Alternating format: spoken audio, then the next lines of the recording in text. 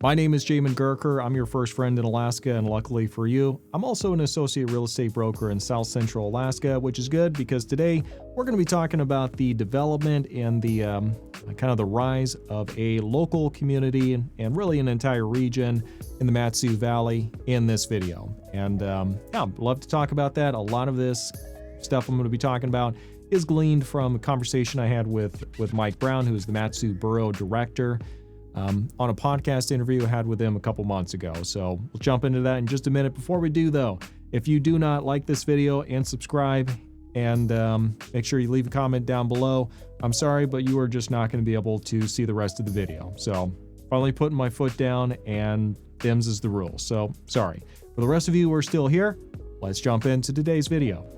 All right, the first reason that makes me say that Wasilla is on the rise, and I say Wasilla specifically, the first reason I give is because in 1985, population was right around 50,000.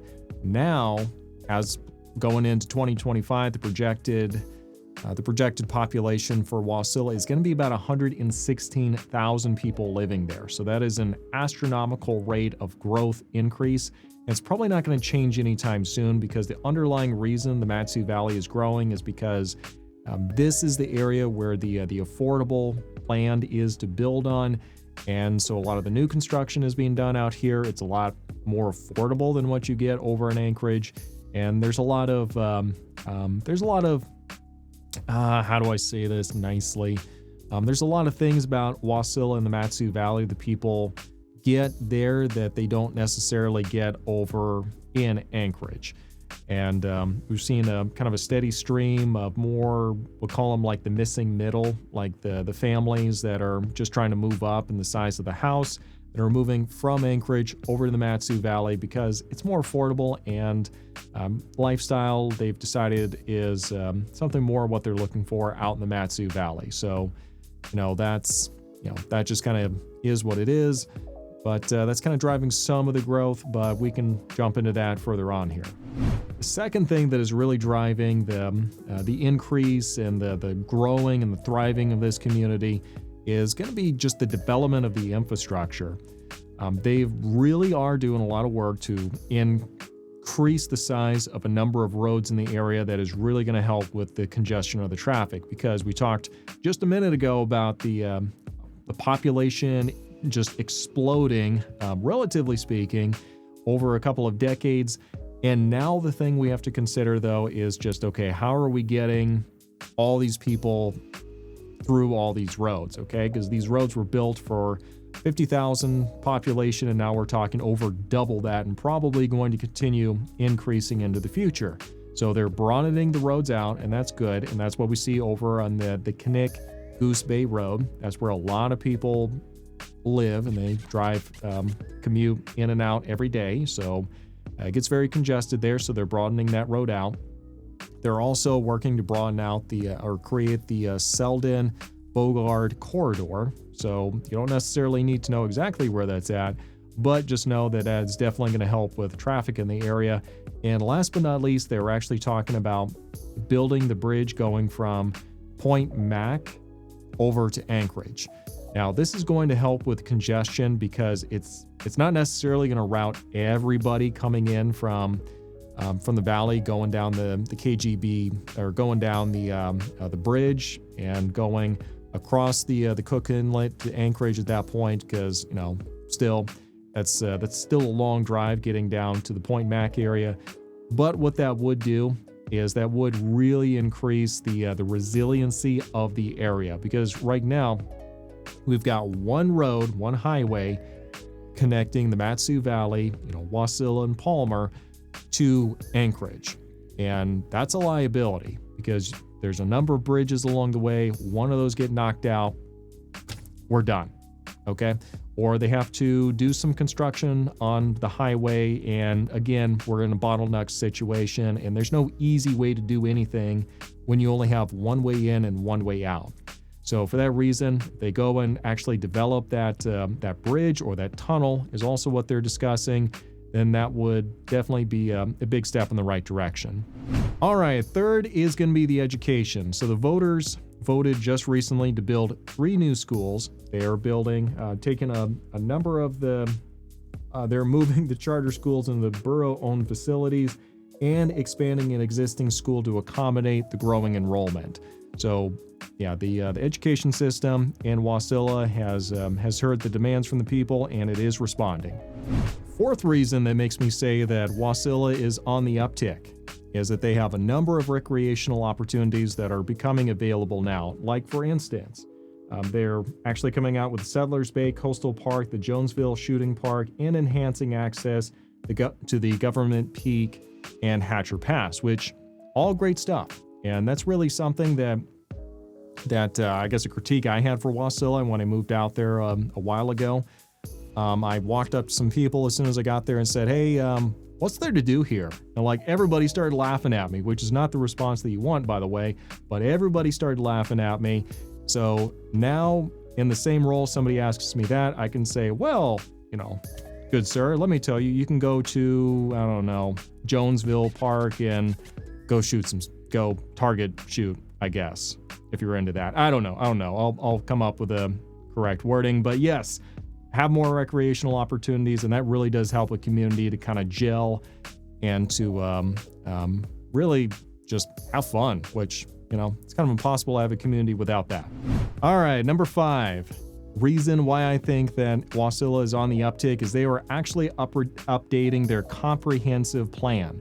So the comprehensive plan is kind of the true north for where the community is going. Okay, so the comprehensive plan says, hey, we want to keep low housing density in this area, or we want this area to be an incredibly compact business district that is more industrial and not residential at all.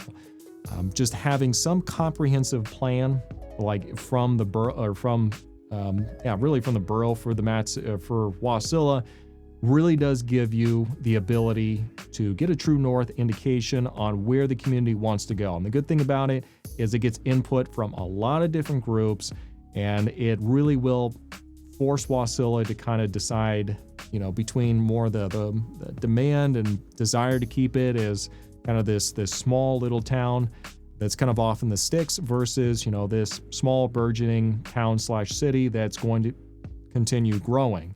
So it's going to force those conversations to be had, and that's why I think the comprehensive plan is a good thing. And I'm optimistic that we're going to be seeing that hopefully in a couple of years here. Now, let's go ahead and take a break real quick here. For those who've been watching for a bit, you do know that I have a relocation guide for those of you considering making a move up here. And if you're just in the planning stage of doing it, you definitely want to get your hands on the relocation guide just so you kind of have an idea for what you're getting into up here in Alaska. In addition, obviously, to all the podcasts and the videos and everything you see here on YouTube. So if you want a copy of that, go to my website. Link for that is in the description section down below. Register to the website. And make sure you put relocation guide in the comment section so I know what to send you. Also, quick PSA, my bread and butter is helping people actually to buy and sell homes. So if some of you are considering moving up here and you're hesitant to reach out to me because you're afraid I'm too busy because of all the content you see on YouTube, this is a fun pastime for me. The actual buying and selling of real estate, like that's the actual full-time gig. So reach out to me. Let's get going. And would love to hear from you. Never too busy. Okay, that's out of the way. Let's keep moving forward. All right, I'm going to give you just a couple more tips here, and these are going to be more from myself and not coming directly from the conversation that I had with Mike. But one of the big reasons that people decide to move to the Mat-Su Valley, and I've kind of mentioned it before, is just the affordability of housing. The average price for a home, as of last month, is about $430,000 in the Mat-Su Valley, which even for like recent history, 5-10 years ago, that would have been astronomical. Still, a lot of people here in Wasilla are trying to wrap their heads around just how quickly the values have shot up, because historically closer to around like 250, 300. So now we're at 430. That seems like a lot, because that is a pretty big jump. So let's be fair to them. Now, that being said, though, average sold price for a property in Anchorage is going to be right around like $516,000. Now, the advantage you get with Anchorage is that it is much closer to a lot of people's work. So you're not really having to commute 30, 40 minutes one way every day just to get to and from work. And that's what you have to do when you live in Wasilla. A lot of people are willing to make that trade-off though, and they're okay with the lower housing expenses in the Mat-Su Valley. Another thing you have to keep in mind, houses in Anchorage are usually going to be on the older side, and that's just kind of what you expect if you're looking for housing over in Anchorage though. Now, another big advantage that Wasilla has over other communities is it has really easy access to the wilderness. You've got a bunch of lakes all the way around. You can go paddleboarding, canoeing, kayaking, whatever it is you want to do. You have a number of lakes that are motorized, so you can go out there, jet ski, do whatever to your heart's content. And then also you've got Hatcher's Pass, you've got the rivers not too far away, you've got the glaciers not too far away, and then you can just drive up the Parks Highway to Denali, or whatever adventure it is that you want to go see out there. Now, Anchorage has a lot to offer in that vein as well, but it's kind of different. You have to work a little bit harder and go a little bit further. So it's more of a manicured city park kind of a thing, and Wasilla has more access to just more of a wilderness kind of environment. So if you're looking for more of that outdoorsy wilderness, then that's probably going to be more your cup of tea. All right, last but not least, Wasilla tends to get more direct sunlight than some parts of Anchorage. Now, the reason I say that is because Anchorage is a little bit more snug into some mountains that are to the south. And the reason that is important is when the sun goes up in the wintertime, it's going to be going like really across the horizon.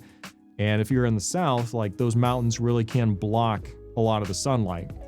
Meanwhile, in Wasilla, they don't really have a whole lot of mountains that are really close, that are to the south of them. Obviously, you get Pioneer Peak, but that's just not close enough really to block a whole lot of sunlight. And so you get a lot of good exposure to the sun. So that's going to be another one of the big perks for people who are moving to Wasilla.